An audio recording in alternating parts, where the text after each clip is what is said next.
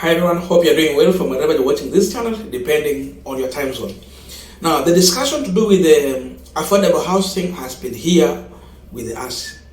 And the Ruto is using every means to lie to Kenyans to buy into this issue that they can afford to buy a house. In the program, they want to tax them 3% and then cut 3% from the employer. Kenyans have been misled into that nonsense. And yesterday, people have been doing calculation on social media. I saw also as me doing the same. My friend, Professor Babu Mkereketo, also sent me a copy of the calculation. And if you sit down and do your math, you will realize that you will never get to live in this house. Because the earliest you can have that house, if you're starting to pay now, for someone who is 30 years, will be after 100 years plus. Kwani nani anaishi miaka 100 ama 200 kwa hiyo ulimwengu ndio uishi kwa hiyo nyumba? Swali lingine lenye watu wanajiuliza, ndio uishi kwa nyumba, hiyo nyumba inafaa uishi kwa nyumba ukiwa na miaka ngapi? Ukiwa na 70s, 60s, 80s. I think kujenga nyumba inafaa uanze kuwa umejenga ukiwa kwa hii miaka tuko nayo hapa. Yes, hii miaka tuko nayo ndio ya kujenga. Ndio uishi kwa hiyo nyumba, ufurahie kukaa kwa nyumba.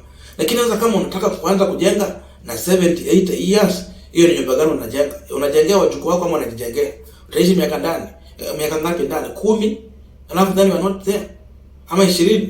Mungu akikupenda sasa 30. Ndio uishi miaka 100.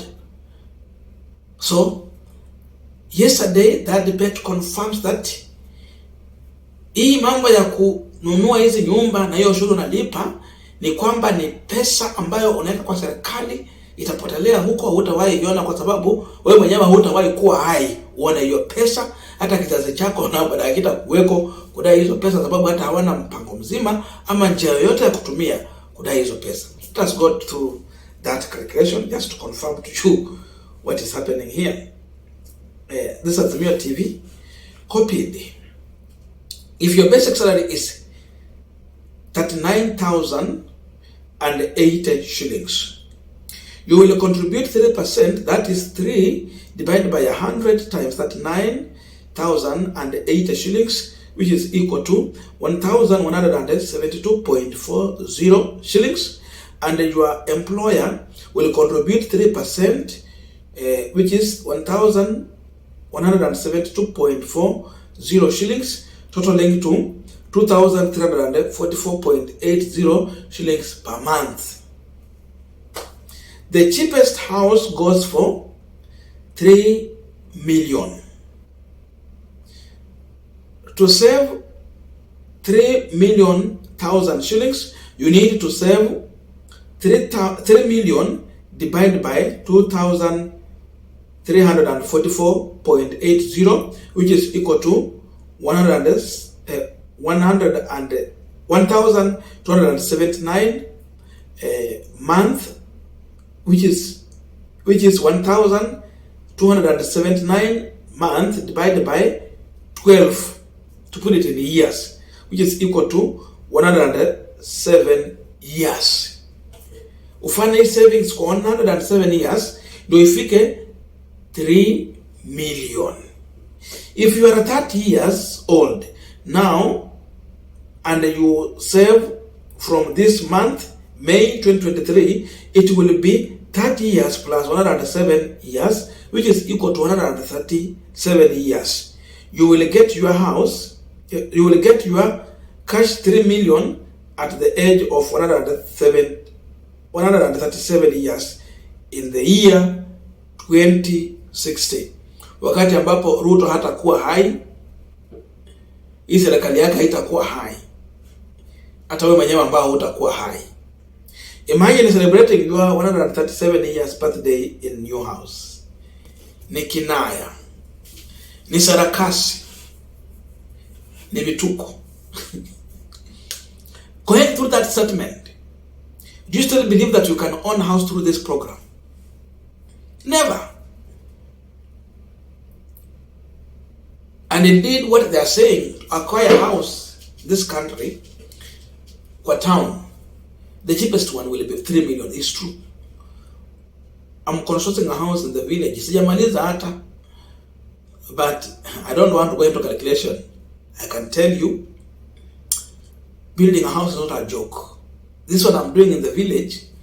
Lakini imenisumbua mpaka hata ni kama inanishinda, lakini Mungu ananiwezesha tu, ni Mungu. Bado naendelea kujenga tu kwa imani. So it is expensive to have a house. You will spend millions of shillings. And indeed, watu wengi wanapata kazi kwa wale wamepata mapema ni hiyo 30 years ndio wanaanza kuajiriwa kazi. Ndio maana watu wazimia wanaweka hapo 30. That's the truth. So you do your calculation, you find that this is a syndicate. There is a plan to loot from Kenyans. And they want to loot for 10 years or 15 or 5 years if they will be in power. For the entire time they will be in power, it's time to rob from Kenyans without violence. This is robbery without violence. They confuse and mislead you. You buy into lies. Then they end up robbing you. Kwa nini mtu akwambia kwamba hii pesa yako hata kama utaki nyumba ndio uko na nyumba, you can reclaim your money and you get? Is there any paper you are signing in a procedure in which you can reclaim your money? At least for NSSF, when you retire, that money is for you. If you're not there, it's for your family. Watapewa. Ingawa kuna kusumbua, lakini bado pesa ni yako. So watu waweke pesa kwa NSSF, hata mimi naweka. Hata kama hujaajiriwa, umejiajiri, mwenyewe weka pesa kwa NSSF. Lakini hiyo nyumba inaenda wapi? Hakuna mpango wa kupata hizi pesa. That calculation is meant to open the blindness in Kenyan people, civil servants, those who have been employed in the private sector, not to buy into these lies of William Samoei Ruto. Wakati Uhuru alikuwa anajenga nyumba, aliwaitisha pesa ya kujenga, ati anawajengea nyumba. Program of building affordable houses is not start today. It started during Uhuru Kenyatta's time. Uhuru Kenyatta built so many houses. Ruto came and launched the houses that had already been built. Watu wanaingia ndani wanalipa cash money. Hizi nyumba zitanunuliwa na mabwenyenye wenye wako na pesa. Hizi mpango ya kujenga nyumba ingekuwa ya kwamba wenye wako na uwezo wa kununua hizi nyumba waende wanunue. Wenye wana uwezo wa kununua hizi nyumba wapewe rent ambayo iko gharama chini kwa sababu ni nyumba zimejengwa na serikali. That they can stay there, walipe hiyo rent. Watu watoke kwa nyumba za matope huko chini, watoke kwa hizo nyumba zenye hiyo wanasema mushrooming, remove hizo slums. Because affordable housing was also to help remove the slums. Peeni watu nyumba, walipe rent kwa bei ambayo inakubalika. So that wasifinyiliwe na wale wenye wameweka rent juu. To help bring down the cost of rent. Kwa nini serikali isipeane hii kazi kwa private sector, wajenge nyumba? Watu wa private wafanye kazi zao. Serikali ifanye kwa uwezo wao. Washirikiane kutoa those slums, but again, ikuwe ni mwenye anataka kununua sawa nunua, mwenye hawezi kununua sawa lipa rent. Kuna watu wamenunua manyumba zao, wamejenga nyumba zao kwa kijiji, wengine wako nazo kwa town, you are 70 years. Kwa nini ukatwe hii? Sababu calculation ni ya wale wako kwa 30 years ya kupea miaka. Wa 70 utapata na miaka ngapi? Sorry, 70. Nimesema 70, not 70. Wa 50 years. Mwenye ako 55 years, angali na miaka 5 retire. Mwenye ako 50 years, ungali na 10 years. Mwenye ako 45 years, 15. Mwenye ako 40, 20. Utaishi hapo ndi siku gani? Hii yote ni ukora, uongo na mpango mzima wa kuibia wa Kenya. So you put that calculation together, you have to avoid by every means possible this plan to rob from you. There is a way to deal with this issue. You can't go into cutting someone his salary without engaging with that person. There should be an engagement, na hiyo iko kwa katiba yetu. Public participation. Uulize mfanyakazi na mwajiri wake. Tunataka hii mpango. Do you agree with it? They have to agree. If they refuse, you can't force it to Kenyans. So the only way to stop this thing ni kwenda kwa koti, prosecute this case, kutakuwa na court order to stop William Samoei Ruto from this shenanigan. I'm sure hata hao judges hawana mpango wa kuingia kwa hii mambo ya kuibiwa pesa kupitia kwa mambo ya affordable housing. Uhuru hakuitisha watu pesa ndio ajenge nyumba. Ruto asikuja kuitisha pesa ya kuwaibia.